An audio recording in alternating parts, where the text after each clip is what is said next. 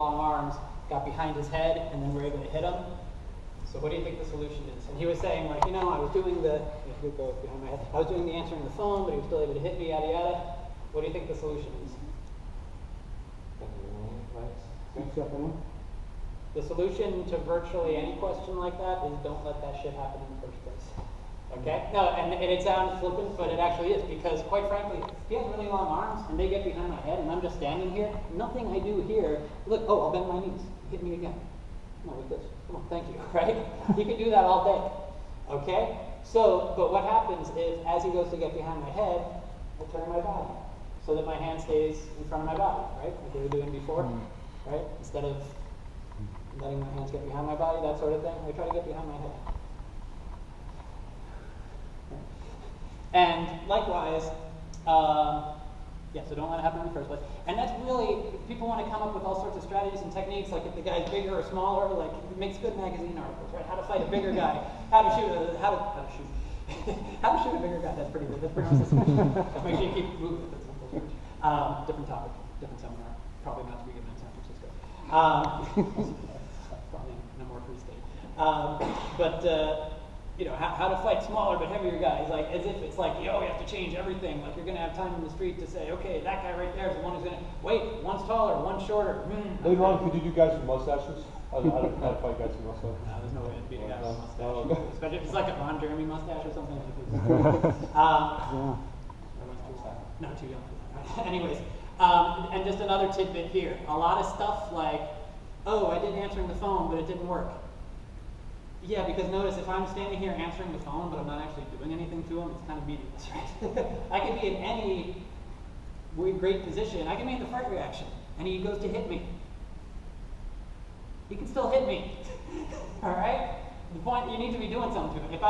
If he does get behind my head and I do answer the phone, I better be doing something to actually affect him, right? But just about any time you're doing answering the phone, you need to basically be, doing something that affects him, either with the answering the phone or with something. We want to do the fight reaction again. So he's suddenly coming after me or something. Oh shit! Oh. Sorry, right? And you gotta, it's a split-second thing, and you gotta immediately be going. Not bad. By the way, Steve, one thing that I do with my students, it's not like a be-all, end-all, but it's just kind of a good gauge of progress.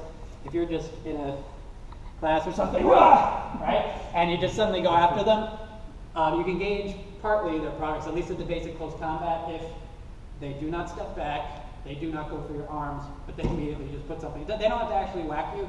No, it's good. No, but notice you did step back and you're kind of off balance or whatever. The idea is like if I'm just going along and like one of you is like going for me or something, boom!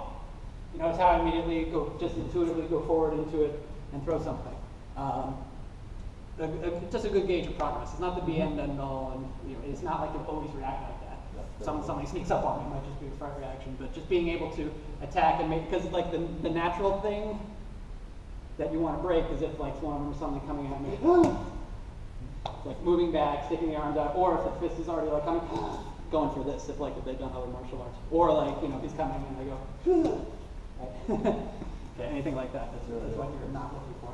All right, and it's not as value driven. Just like if you have a student, because I have some students who, even after a while, they might still be doing that, and it kind of tells you what you need to work on.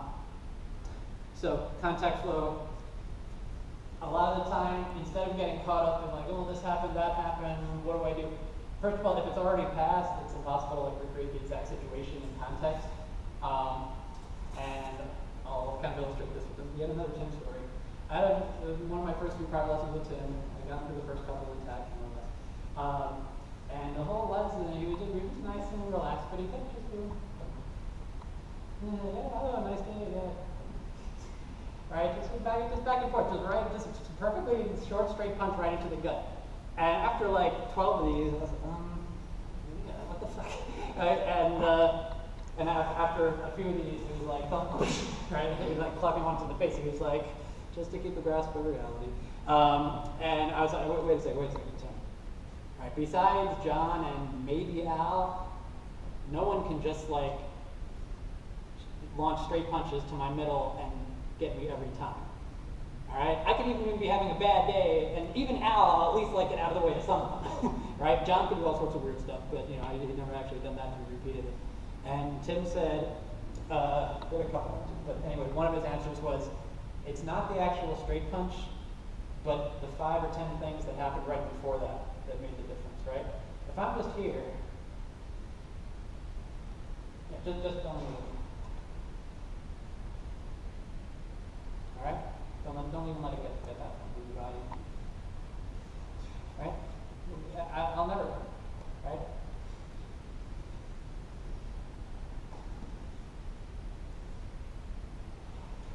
Okay? Why am I able to hit him every time? I wasn't especially going faster or harder. I'm not one of them. But basically, what Tim explains, it wasn't the actual punch. I'm not getting hit by a punch. The key was the 5 or 10 things that happened right before that, only half of which I may have even been aware of. So enough more sensitivity, more subtle body motion, and you know, if we just stay here, perfectly balanced, perfectly ready, you know, I'm probably not going to be able to get in there, right? If your balance goes a little bit that way, I can get in there. If I kind of get you a little out of position there, I can get there, right? If I shift my body this way a little, the whole system, the whole engagement changes, right? So, what is the lesson there? First of all, you need to become more and more sensitive to more and more subtle motion, and consistently.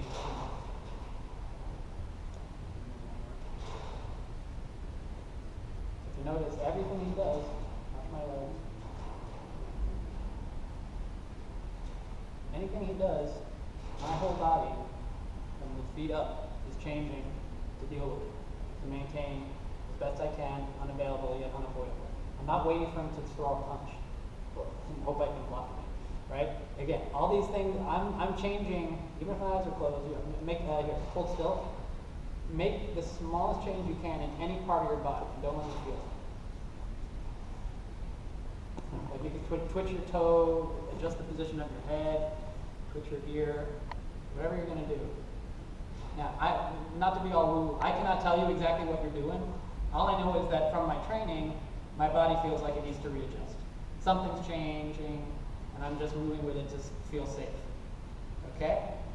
So the point is, again, I can't tell you exactly what he was doing. He might have been chewing on his mouthpiece for all I know. Right? But something changed in here that made me adapt. So that's kind of what you're after. And if I'm feeling all those changes and he's not aware of them, obviously I have a big advantage. So if I quote unquote hit him, it's not necessarily the hit itself, it's everything that came before. So hence what we say, don't let it happen in the first place.